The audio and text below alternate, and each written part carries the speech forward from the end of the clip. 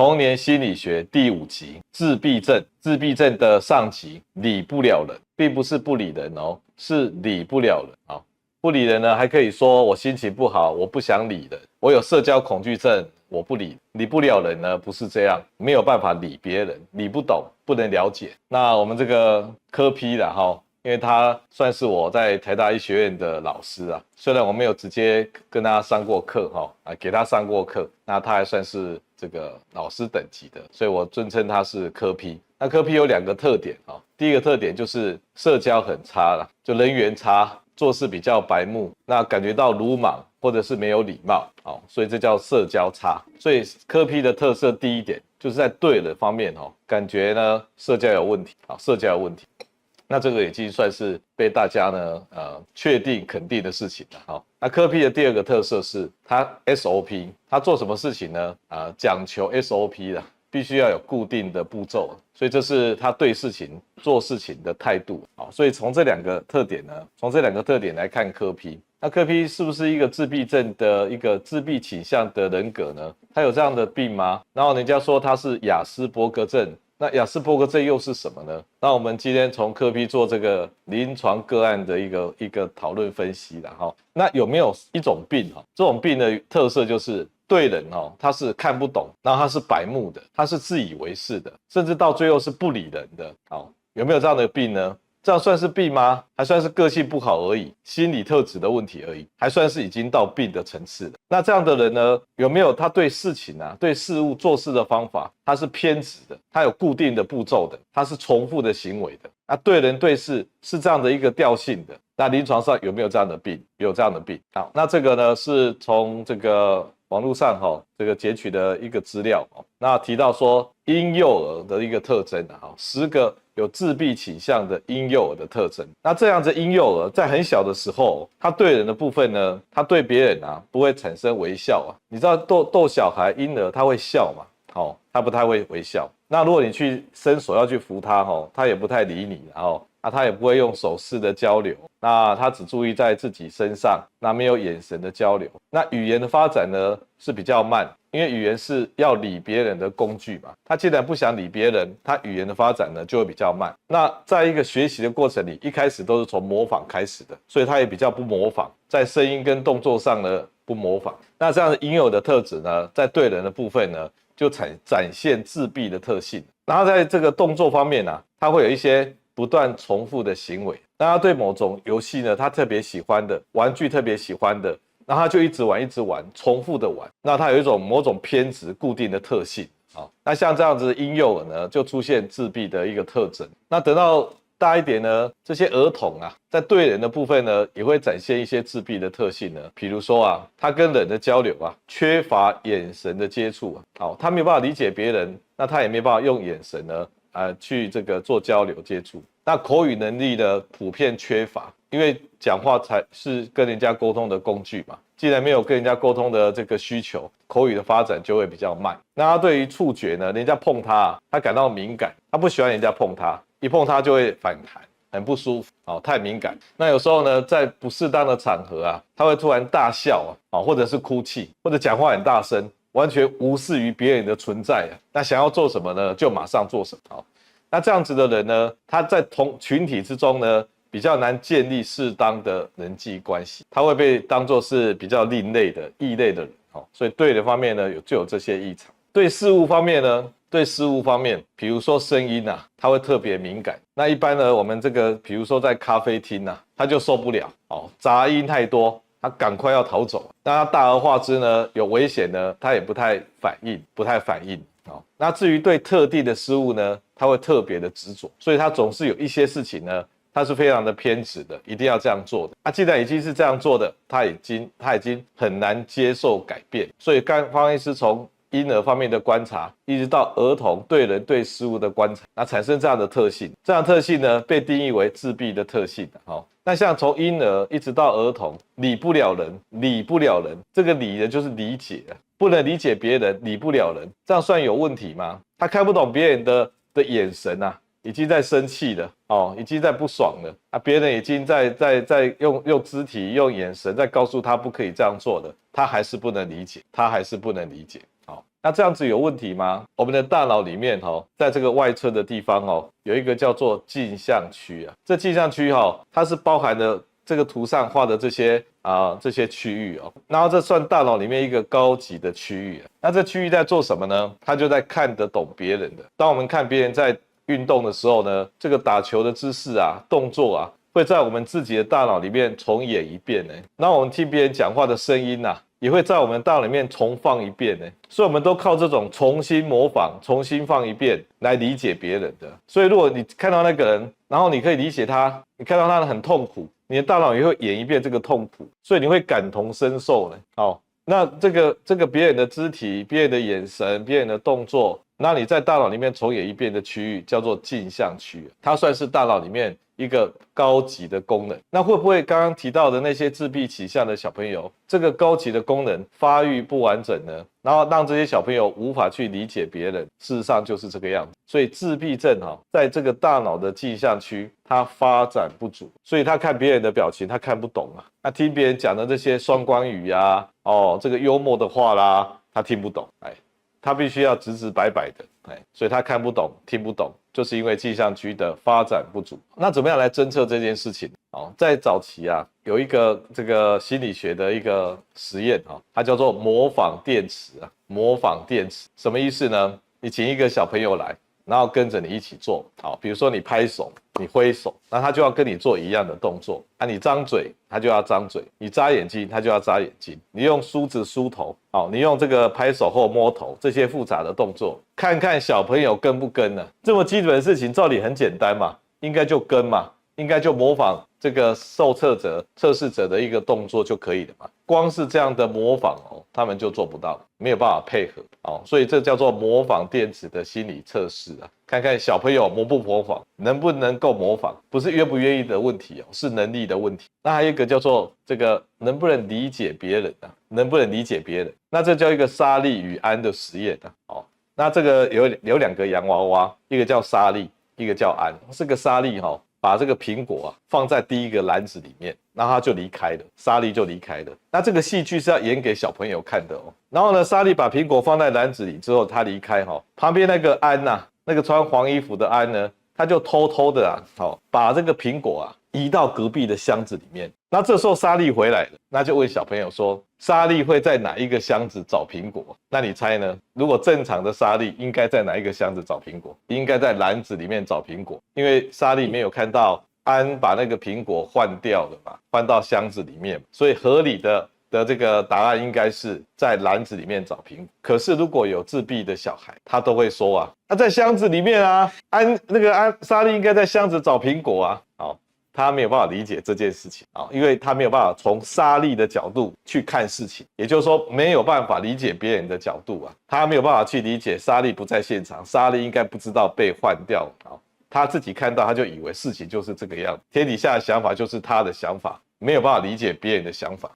所以能够理解别人的正常小孩，他会选篮子；不能理解别人的小孩呢，他会选箱子就在箱子里为什么沙利没有在箱子找苹果那沙利没有在现场，当然不会嘛。所以刚刚这两个测验呢，都可以加减减的看到自闭的倾向，不能模仿别人的动作，不能理解别人的想法那在这个皮亚杰，法国的心理学家，他提到2岁到7岁呢，他的认知发展是以自我为中心的，他一切都只了解自己那这个自我为中心到了7岁以后呢，应该可以理解到别人的想法所以从自我到加上理解别人，这是一个认知发展的过程。可是自闭的想法呢，他一切以自我为中心之后他没有办法跨越到理解别人的想法。那有可能是大脑的镜像区这些高级的神经的网路呢，没有发展到那里，所以无法理解别人的想法。这是一个先天上的发展的一个缺陷。所以在婴幼儿方面呢，你跟他玩，跟他斗，他不理你，没有笑，没有动作，没有反应，不跟人交流，这是婴幼儿的自闭倾向。一直到儿童，他不能理解别人的想法，包括表情，包括动作，包括手势、姿势，包括一些话语，他都没办法真的理解，所以他不太跟人家交流你不能理解的东西跟他交流干嘛？所以他的语言跟眼神这个都不能交流那他会怎么办呢？既然无视于别人的存在就为所欲为啊，想要笑他就笑，想要讲话大声就讲话大声，想要拿这个东西就拿这个东西，好，就变成小霸王一样，我就要啊，不管这样子，那就为所欲为。这只是他的这个社交跟人家交流的部分的一个缺陷，好，那还没有那个提到他行为上会有一些固着跟重复的动作。那因为我们今天呢特别讲上集呢，就是在把它集中在这个跟人交流的社交的一个缺陷上。那因为看不懂别人啊，看不懂别人的意思啊，所以造成社交的一个屏障、一个障碍，跨不过去，所以他就呢会怎么样啊？他就一直白目啊，他做的行为不恰当，自己也不晓得，那别人笑他，甚至骂他，他也不晓得自己做错什么，所以一直白目，一直白目啊。那如果一直白目下去，然后他就自以为是啊，他还会想说，我就是想要这么做嘛，为什么不能这么做呢？为什么不可以呢？这就是一直白目变成自以为是。那有些人心智发展呢，没有，还是停留在这个阶段。那有些人呢，这个障碍更大，他已经完全可能把别人的行为这个完全没办法这个理解，所以他很极端的就是我不理别人。对他来讲呢，一个人跟一台冰箱啊，一台摩托车啊，好像没什么差别嘛。你不会特别去理一台摩托车啊。所以他就不理人，完全把自己封锁在自己里面，不理别人。有这个 DSM 也就是这个精神医学的这一个评断的诊断的标准。那他对于这个所谓的自闭症倾向它还是有一定的标准的它第一个占了100%，就一定要的是主要的核心的症状，在任何情境下社交沟通及社会互动有缺损，这叫做自闭的这个诊断。那第二个呢，占了80%，他们普遍会有局限重复的行为，那对兴趣呢也非常的固着，对活动呢也非常的单一重复。那这两个呢必须要在童年的时候就出现，因为它是一个大脑发育的问题嘛。那这样的症状已经足以造成他日常生活的困难日常生活的困难，那这就是一个自闭症诊断的标准。那一般人其实这个不是单一的说你是自闭症，你不是自闭症因为这个大脑的发育呢，也不是有发育没发育，它是发育的一个频谱有一点发育有一点不发育，是这样的一个特性。那一般人也有自闭的倾向他也不太理解别人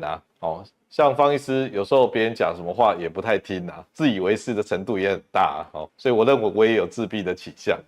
如果你自闭倾向更明显的，已经明显到被人家觉得这个人很怪那这个人做事白目这个人呢真的很不好相处，那你可不可以说他叫做亚斯伯格症？比一般自闭倾向的人更自闭，但他是可以沟通他还是有在社会上活动他还是可以跟人家做一些比较简单单向的自以为是的交流那这样的这个情况被概括为以前叫做亚斯伯格症。那如果到这个社交能力已经很差了，不理人了社交活动关闭起来了，那叫做自闭症。不理人，理不了人，然后关闭起来叫自闭症。那自闭症又分为两种，这种自闭症有高功能跟低功能那你不要讲说高功能就好像脑袋功能很强，比人家更厉害，没有，他们事实上他们叫偏才，偏一边的偏才，不是天才。偏才，所以他们对某些事情呢会特别固着，特别有兴趣，然后甚至会发展出专有的能力，看得很细那这种叫做高功能的自闭症。智能障碍可以是正常的甚至超越人家的但那种超越不是全面性的，它是偏才，局限性的那如果连这个智能呢都不够，智能是低落的，又不理别人，那叫低功能的自闭症。所以方医师说，把自闭倾向、亚斯伯格症、高功能的自闭症到低功能的自闭症，算是一个频谱。那现在已经没有人分得这么的这个复杂了，他们就认为说，对，这叫做自闭障碍频谱自闭症频谱障碍那这样子的一个病呢，它只分为需要一点，需要帮助，需要比较多的帮助，需要很多的帮助，分为3个等级了。那亚斯伯格症被认为需要一点点帮助需要一点点帮助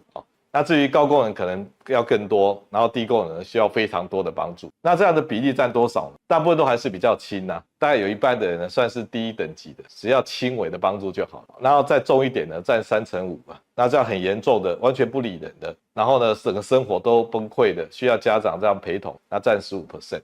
那方医师用这一张图是方医师的作品就是模仿马蒂斯的这个跳舞那外面的世界呢，大家这边跳来跳去的自己呢完全不受影响，关在自己的城堡里面玩自己的玩具啊。这张图就来强调说，我完全跟外界呢失去交流，关在自己的城堡里玩自己的玩具。好，那这是最后一张。那这样子的人呢，他因为失去他先天上的大脑发育，让他跟别人的交流受到限制，他的社交障碍呢，这个让他省下这些力气呢，去发展跟别人交流的关系。所以他把力气放在哪里？放在自己的世界里面呢。那比较严重的这个自闭症的小孩甚至会发明自己的语言呢。他每一个东西他都自己叫名字，比如说这个电脑，他就说这叫做 KK， 这叫叉叉。那他会发明自己的符号，所以你要看过自闭症小孩子的那个笔记本全部都是他自己的符号，所以他有自己的语言。那他自己做事的方法呢，有一定的一个规矩，那他会固着在那个规矩上，一定要这样子做。早上要喝茶就喝茶，不能喝咖啡，喝咖啡不知道为什么不能，一定不能。那自己的价值观，他觉得这个世界应该是怎么样子的，就是怎么样子的，因为他已经没有办法跟人家比对了，所以他衍生出自己的那个价值观，甚至他觉得什么事情是对的，什么事情是错的，他有自己的道德观。所以你看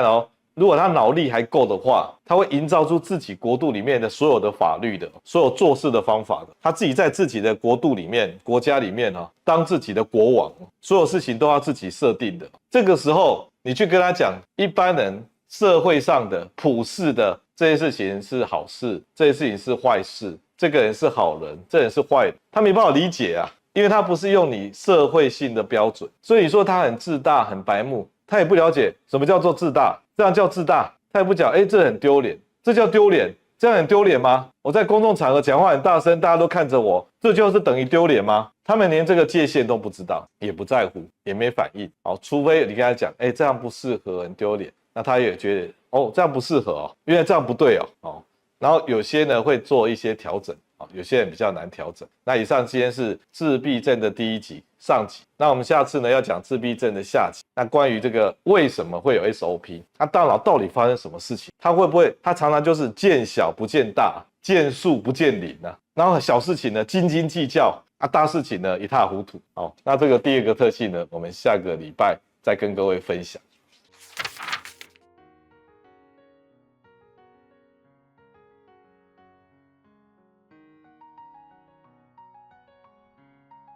想要从医学的角度来了解人生的问题吗？记得按赞、订阅、开启小铃铛，分享给所有的亲朋好友，让我们一起提升台湾的医疗文化。